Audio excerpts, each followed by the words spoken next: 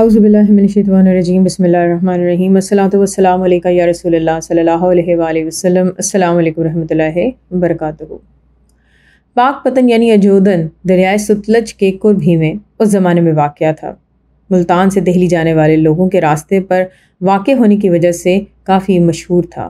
یہ شہر بہت قدیم ہے۔ لوگ دریا کو اسی مقام سے عبور کرتے تھے۔ بابا صاحب رحمۃ اللہ علیہ کے یہاں پر آنے کے بعد اجودھن کے لوگ اسے پاک پتن کہنے لگے۔ اجودھن پر دراصل راجپوتوں کی حکومت تھی۔ ہانسی میں جب بابا صاحب رحمۃ اللہ علیہ قیام پذیر تھے تو لوگ کثرت سے آپ رحمۃ اللہ علیہ کے پاس آنے لگے۔ آپ رحمۃ اللہ علیہ نے ہانسی کو چھوڑ کر تھوڑی دیر کے لیے کھوٹوال رہائش اختیار کی، لیکن بالآخر اجودھن کو آپ نے اپنے قدم پاک سے نوازا۔ شہر سے باہر ویرانے میں کیکر کے درختوں کے جھنڈ میں ڈیرے ڈالے۔ یہاں کے لوگ جوگیوں کی شعبدہ بازیوں کے دل دادا تھے اور فقراء کے سخت دشمن۔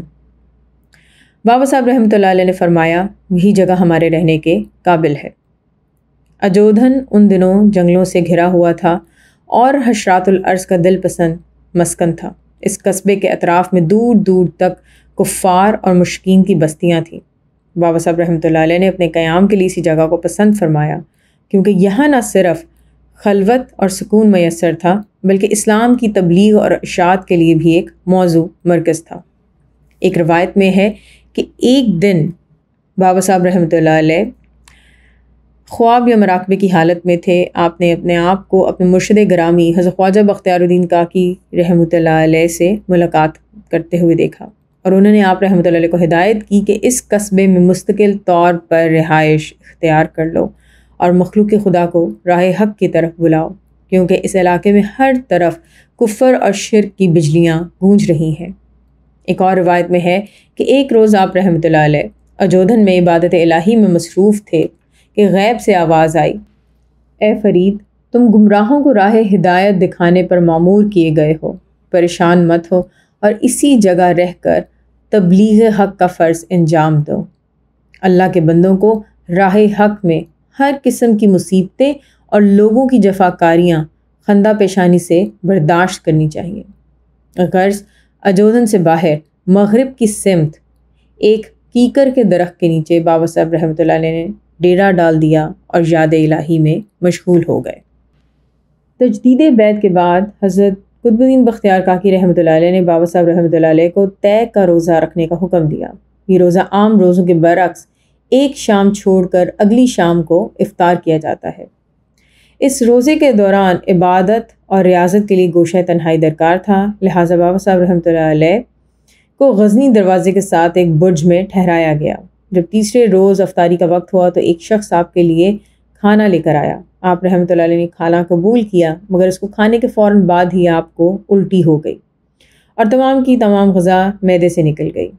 حضرت بابا صاحب رحمۃ اللہ علیہ جب اپنے مرشد پاک حضرت قطب الدین بختیار کاکی رحمۃ اللہ علیہ کی خدمت میں حاضر ہوئے اور یہ سارا واقعہ بیان کیا تو انہوں نے فرمایا کہ در حقیقت وہ کھانا لانے والا ایک شراب نوش تھا جس نے کھانا پیش کیا تھا، اور اللہ کو منظور نہیں تھا کہ اس کے بندے کے معدے میں حرام رزق کا ایک ذرہ بھی رہے، اس لیے اس نے قے کرا دی۔ اس کے بعد بابا صاحب رحمۃ اللہ علیہ کو ان کے مرشد پاک نے فرمایا کہ طے کا ایک روزہ اور رکھنا ہوگا اور افطار صرف اسی چیز سے کرنا ہوگا جو اللہ تعالیٰ غیب سے فراہم کرے۔ الغرض بابا صاحب رحمۃ اللہ علیہ نے ایک اور روزے کے لیے اسی برج میں قیام فرمایا، اور تیسرے روز آپ رحمۃ اللہ علیہ نے پانی سے روزہ افطار فرمایا اور نماز مغرب کے بعد غیب سے آنے والے کھانے کے منتظر ہو گئے۔ عشاء کا وقت ہو گیا، آپ رحمۃ اللہ علیہ نے نماز ادا فرمائی اور اس کے بعد بھی غیب سے کچھ ظہور نہ ہوا۔ اب بھوک ناقابل برداشت ہونے لگی۔ بابا صاحب رحمۃ اللہ علیہ ذکر الہی میں مشغول ہو گئے، مگر جسم کا اب غذا کے لیے فطری تقاضا بڑھتا جا رہا تھا، لیکن دور اور نزدیک کھانے کو کچھ نظر نہیں آ رہا تھا۔ جب بھوک کی شدت ناقابل برداشت ہو گئی تو بابا صاحب رحمۃ اللہ علیہ پہلو بدلنے لگے، پیٹ میں بھوک سے ٹیسیں اٹھنے لگیں۔ آپ رحمۃ اللہ علیہ نے اضطراری حالت میں زمین پر ہاتھ مارا تو کچھ کنکر ہاتھ میں آئے۔ آپ رحمۃ اللہ علیہ نے وہی کنکر منہ میں ڈال لیے۔